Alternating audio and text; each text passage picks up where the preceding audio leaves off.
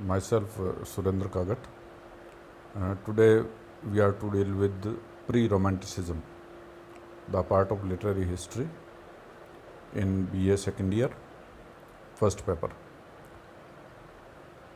As we have undergone certain exercises regarding literary history in BA first year, Elizabethan age and neoclassical age.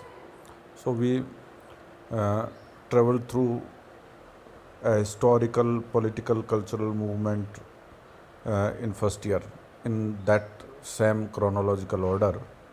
After Elizabethans, after neoclassics, we are to deal with a new change, and that change is what we call pre-romanticism. Pre-romanticism comes out of two words, pre and romanticism. Romanticism is the bigger movement and it's the prior thing. So there is an interlinking chain. Interlinking chain means we are to connect neoclassicism, last year what we read, the later part of our literary history, and the major part of this year's literary movement, historical movement, cultural movement, romanticism. So in between neoclassicism and high romanticism, we have a particular time frame, and that we call pre-romanticism. Pre-romanticism means romanticism, a kind, a dealing with an inclination towards. So this cultural movement in Europe, because in Europe particularly, why? Because we are to deal with, particularly in these times, with the British literature, Britain, England, an Icelandic group. It's part of the European continental frame. So in European cultural frame, we have a kind of a change, a chronological change historically, a cultural change, a change in almost all peripheries of life. And that change, what we witnessed in first year with the Elizabethans, the great Elizabethans, the golden era of European history, you can say, the golden era of British history so far. After that, there was a transitional frame of the upheaval of political rules, upheaval in almost all stratas of human society.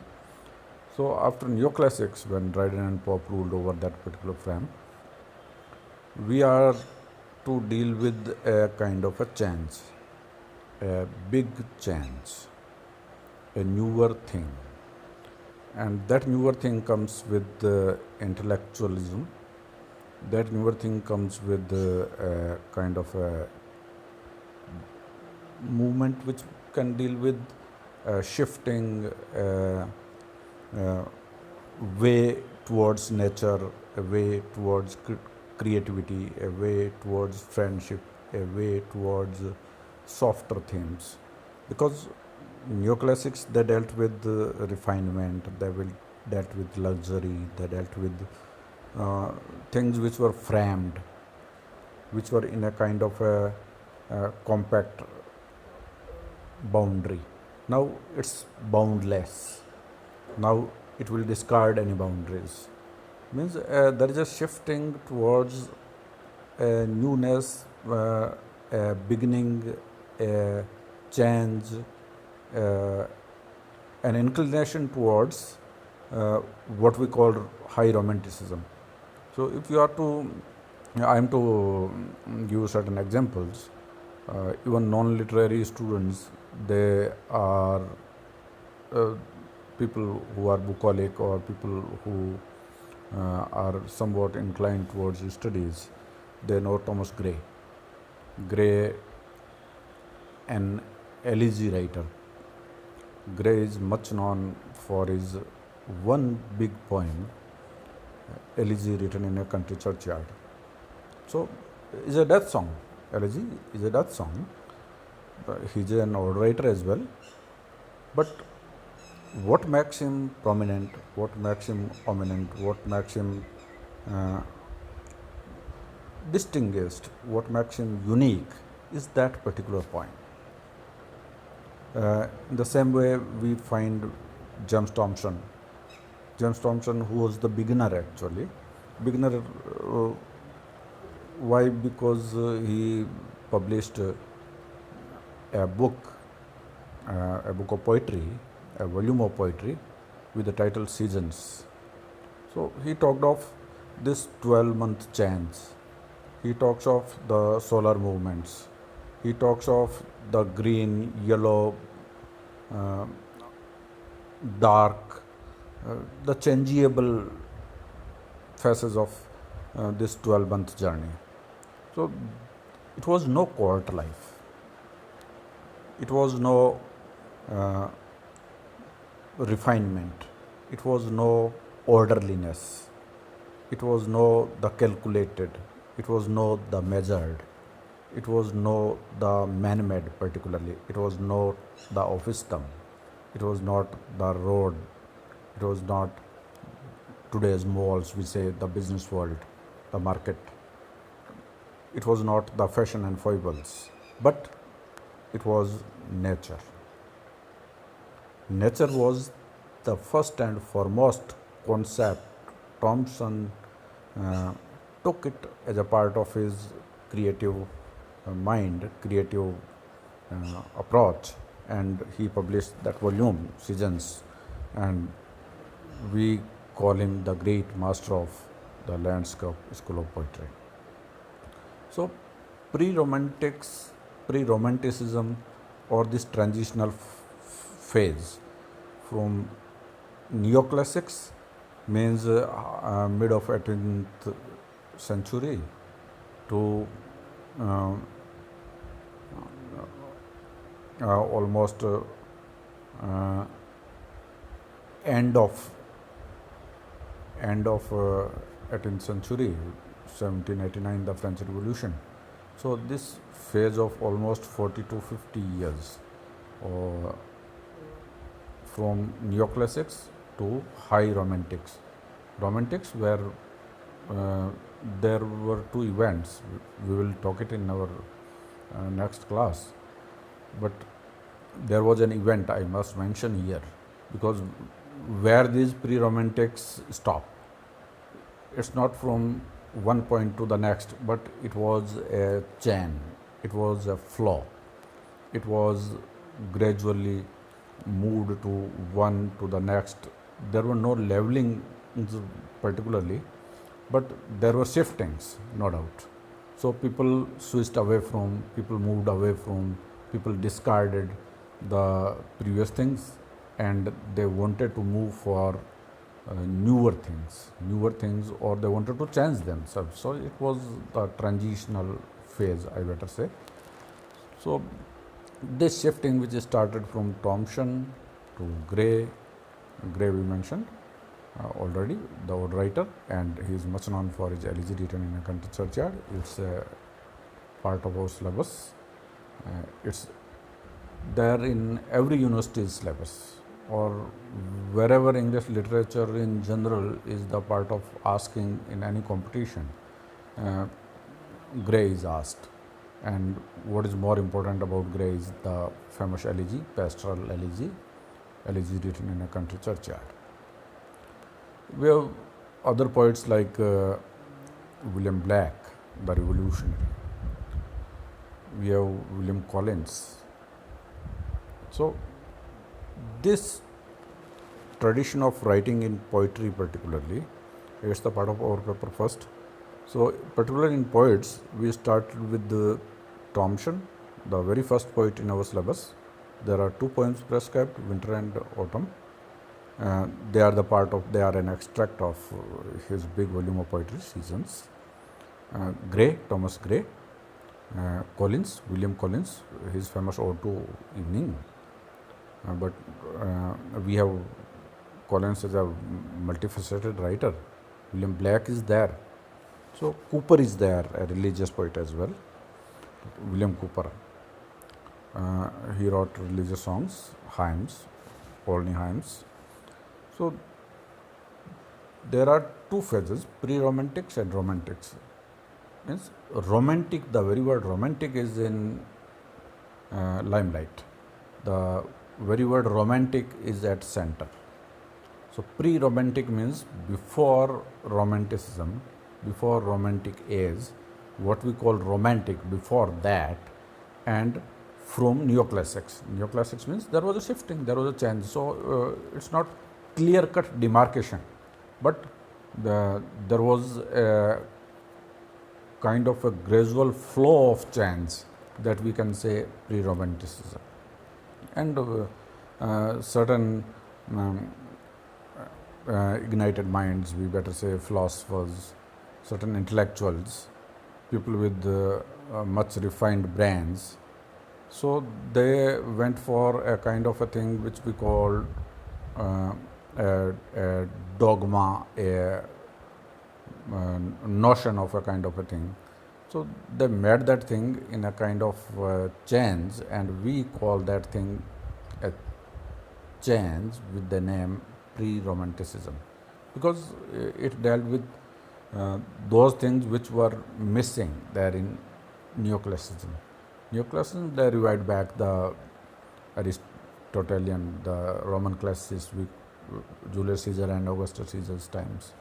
So they were framed and there were fixed forms, there was an orderliness. So now people started moving away from that. People started making one notion, people started making one movement, people started thinking in a different way, which we can call free, free, open, wild, free, open, wild, natural. So there were no limits, and a variety of subjects were the part of discussion. A variety of topics were the part of writing. A variety of different genres were the part of construct. A variety of different creative patterns came into limelight, even paintings, music, sculpture, applied arts. That so people started going for a kind of a change, kind of a thing which we are really to find it in high romanticism, and which is witnessed by a very powerful historical, political, cultural movement worldwide with the name French Revolution, where we stop pre-romantics and where we start dealing with high romantics. So this 1789, the figure 1789, 1789's revolution, there was a movement. In world history, we call it with the name the French Revolution. French means it deals with France. England is an island, and France is there in the European continental part. So whatever came into England, it came through France. So this phase, this transitional phase from neoclassics to high romantics, this is almost a period of 40 to 50 years. It dealt with certain trend setters, certain benchmarks, and their individualistic poems even, they are world fame. Every curious reader, I particularly say, readership is not dependent on their career. So these writers are all time known, though they didn't go for those things which were the part of popularity, but they discarded all those set norms, which were the part of principle of decorum, which dealt with the Roman classicists, Horace and his generations, the writers of King Augustus and Julius Caesar's time, and they revived back Dryden and Pope. So people moved away from satire, people moved away from court life, people moved away from urbanity, people moved away from all those things which were framed and under the part we call form. But they moved towards a newness, a beginning, creativity, nature, freedom, openness. So, personal, the very personal. People started thinking within their own peripheries. They didn't search for the outside world, but they looked inside. So it was a kind of an introspective form of creation, which later on heralded with a big movement in literary world, high romanticism, and we know the biggest of the romantics, William Wordsworth and S.T. Coleridge, and their publication of lyrical ballads in 1798, from where we literary students find high romanticism. So this phase is not the phase we ignore. This is the phase which started, which went for a kind of a change, which set a trend. So these are rather more important, I better say, because it's not easy to go against the winds. It's not easy to uh, challenge the set patterns. It's not easy to dare for a thing which was not there in the set parameters of established icons, literary icons, whatever the field is.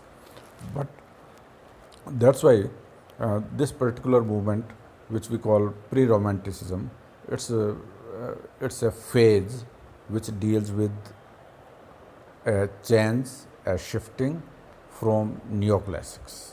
Though there were certain parts still very prevalent, because it's not easy to be totally away from a thing, and there were the things which they smelt long back of high romanticism.